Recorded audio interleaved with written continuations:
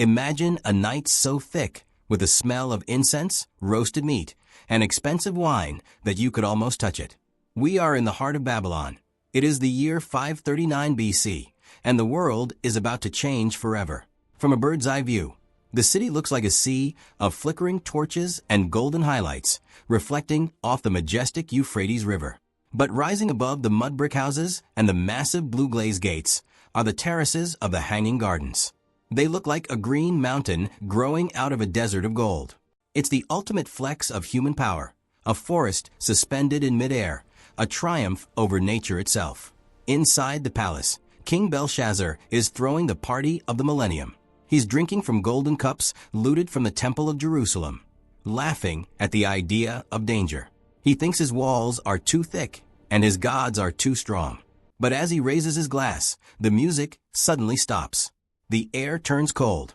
On the white plaster of the wall, a ghostly hand appears, just the fingers detached from any body, and begins to carve words into the stone. At that exact moment, outside the walls, the water in the garden's fountains begins to stutter. The lush leaves of the exotic trees start to droop. Something is happening to the river. The greatest wonder of the ancient world is about to vanish into the dust of history. But here is the real kicker, the mystery that has kept archaeologists awake for 200 years. What if we've been looking for this wonder in the wrong place the whole time? What if the Hanging Gardens of Babylon never actually existed in Babylon? Before we dive into the heart of this ancient detective story and uncover the shocking truth hidden in the sand, I need a small favor from you. If you love deep mysteries that challenge everything you think you know about history, hit that subscribe button and ring the notification bell. It helps me bring more of these epic investigations to life, and it ensures you never miss a moment of the action. Give this video a thumbs up if you're ready to see history rewritten. It sounds like a conspiracy theory, right? I mean, it's in the name, the Hanging Gardens of Babylon. Every textbook, every documentary, and every list of the 7 wonders tells us they were built by Nebuchadnezzar for his homesick wife. But if you walk through the actual ruins of Babylon today, you'll find something chilling. Or rather, you won't find something. Archaeologists have spent decades digging through every square inch of that site. They found the Ishtar Gate, they found the foundations of the Tower of Babel, and they found thousands of clay tablets detailing everything from grain prices to royal decrees. But do you know how many of those tablets mention the Hanging Gardens? 0. Not a single contemporary Babylonian record mentions a mountain of trees. Think about that for a second. This was supposedly one of the most incredible engineering feats in human history, and the people living right next to it didn't bother to write it down. It's like living in modern Paris for 50 years and never mentioning the Eiffel Tower once. It doesn't make sense, and yet the legend persists. We have to ask ourselves if we are chasing a ghost, or if the ghost simply moved to a different house. This brings us to the first major twist in our detective story. We need to leave the golden halls of Babylon and travel 500 kilometers to the north, to a place called Nineveh. This was the capital of the Assyrians, the sworn enemies of Babylon. Now, if we look at the ruins of Nineveh, the mystery starts to get even weirder and much more exciting. We find stone reliefs, basically ancient 3D carvings, showing a lush, mountainous garden with trees growing on top of arched porticos. We find descriptions of a king named Sennacherib who was obsessed with water engineering. He didn't just plant a few trees. He built an empire of gardens. He described a palace without a rival and spoke of massive bronze screws used to lift water high into the air. This was hundreds of years before Archimedes was even born, yet here it is, carved in stone. So, did the Greek historians just get their cities mixed up?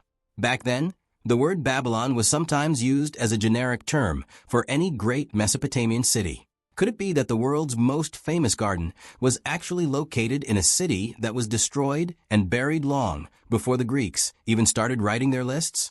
We might be looking at a stolen wonder, a masterpiece that was hijacked by history and moved 300 miles south in our collective imagination. But for now, let's go back to that final night in Babylon, because whether the gardens were there or in Nineveh, the way they died tells us everything about why they were so fragile. To understand the death of a garden, you have to understand the life of a desert. Babylon was a furnace. Without constant, aggressive irrigation, those lush plants would turn to brown husks in a matter of days. The gardens were a machine. They required tons of water every single hour, lifted through a complex system of buckets and pipes. The Euphrates River was the heart that pumped blood into these green lungs of the city. But on this night in 539 BC, the heart stopped beating. Imagine you are a Persian engineer standing miles upstream from Babylon's walls. While the Babylonians are partying, you and thousands of soldiers are digging. You aren't digging a grave, you're digging a canal. King Cyrus the Great of Persia knew he couldn't break Babylon's walls. They were too high, too thick. So he decided to do something much more clever. He decided to kidnap the river. As the sun sets, the Persians break the last levee. The mighty Euphrates, which for centuries had flowed straight through the center of Babylon, suddenly swerves. It begins to pour into a massive temporary basin. Inside the city, the change is slow at first. A guard on the wall might notice the reflection of the moon on the water looks different. Then the sound changes. The constant roar of the river turns into a gurgle, then a trickle. In the hanging gardens, the disaster strikes first at the top. The highest terraces are the most dependent on the pumps. When the water pressure drops, the fountains die. Imagine the silence that follows.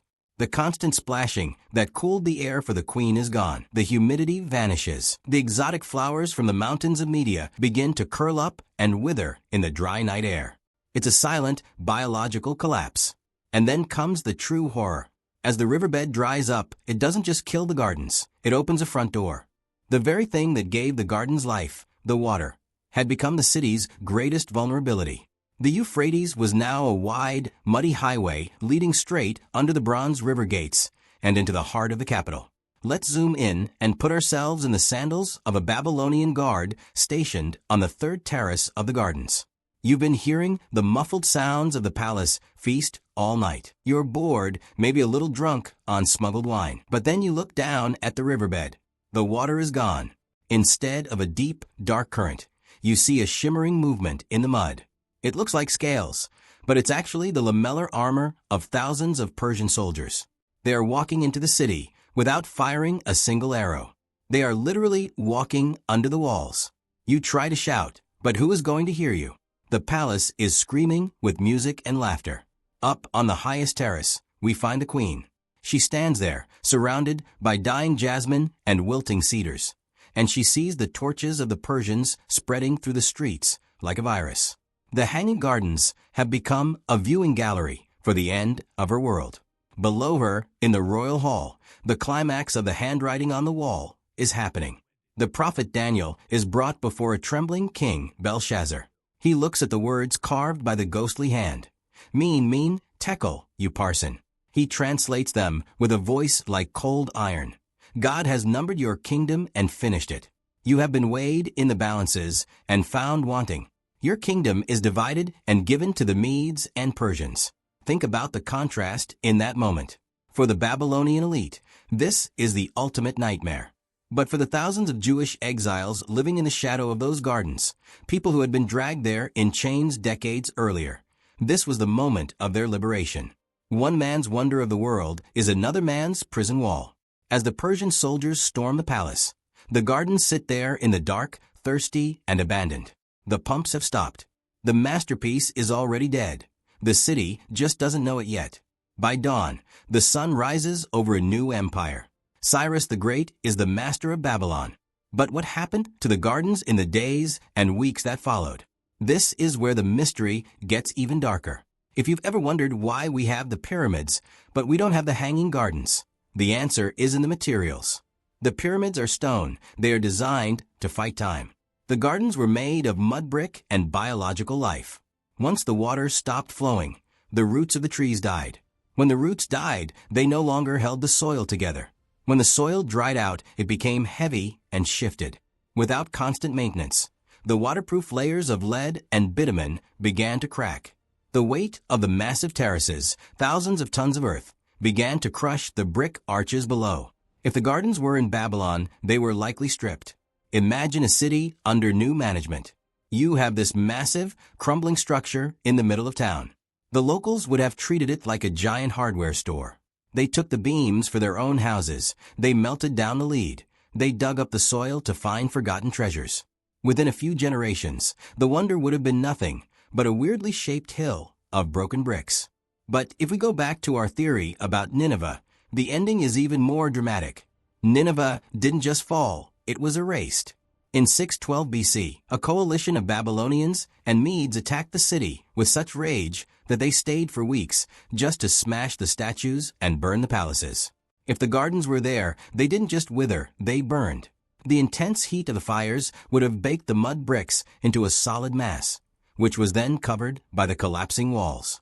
This is why we find those incredible stone reliefs in Nineveh today. It's a detective story where the victim is a landscape and the culprit is time itself. The mystery doesn't end with the destruction. The real question is why we wanted to believe they were in Babylon so badly. Is it because Babylon has a better brand? When we think of the ancient world, Babylon is the ultimate symbol of decadence, sin, and luxury. Putting the Hanging Gardens in Babylon makes the story better. But the more we look at the engineering required, the more the Nineveh theory makes sense. Sennacherib's gardens were fed by an aqueduct that was 50 miles long. He was a king who lived to control water. Nebuchadnezzar, on the other hand, was a builder of walls and temples. He wasn't a hydraulic genius. So we are left with a choice. Do we believe the Greek tourists who visited centuries later and might have been confused, or do we believe the stones that were carved by the people who actually lived there? This debate has divided the academic world for decades. What if the Hanging Gardens weren't a specific place, but a specific idea? A controlled environment where a king could show his subjects that he could make it rain in the desert. In a world where most people struggled just to find enough clean water to drink, seeing a mountain of green trees dripping with fresh water was the ultimate display of divine favor. It wasn't just about beauty, it was about propaganda. Think about the psychology of the people watching that river dry up on the last night of Babylon.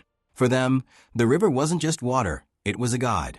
When the water vanished, it wasn't just a military defeat, it was a cosmic betrayal. The gardens, which had been a symbol of their superiority, were now just a collection of dying wood and drying mud. The psychological blow must have been even more devastating than the Persian swords. It was the moment they realized that their empire was an illusion. The gardens were hanging by a thread, and that thread was the river. As we look at the world today, we see the echoes of Babylon and Nineveh everywhere. We build massive cities in the middle of deserts. We create artificial islands and indoor ski slopes. We are still trying to prove that we can master the elements.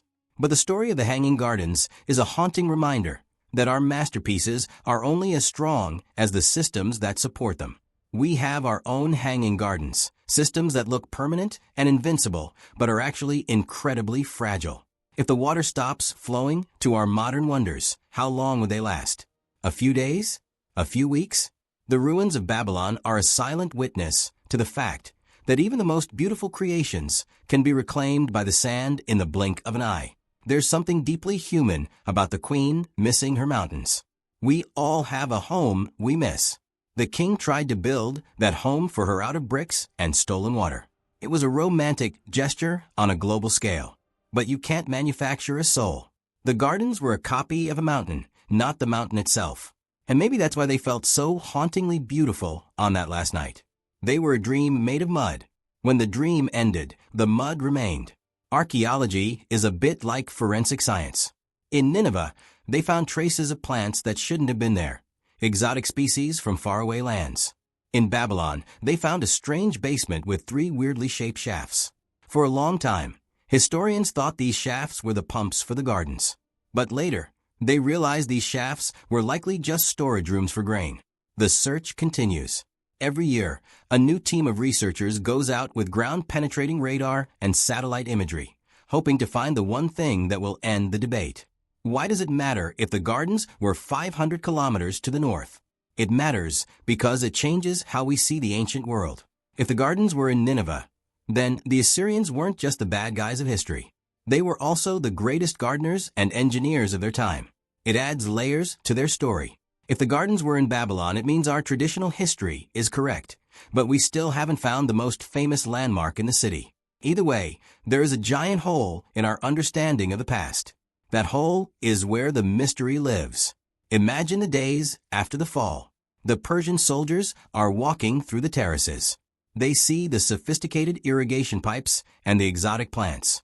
They are amazed. They don't destroy the gardens immediately. They try to keep them alive.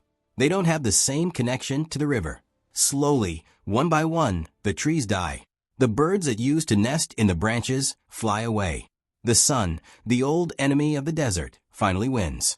The gardens become a skeleton made of brick and dried vines. Travelers passing by the city for the next few hundred years would see this weird, decaying structure and ask, "What was that?"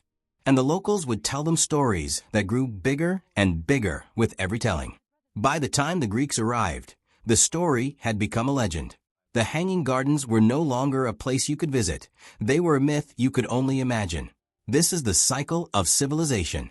We build, we boast, we fall, and then we become a story. The Hanging Gardens were the ultimate expression of that cycle.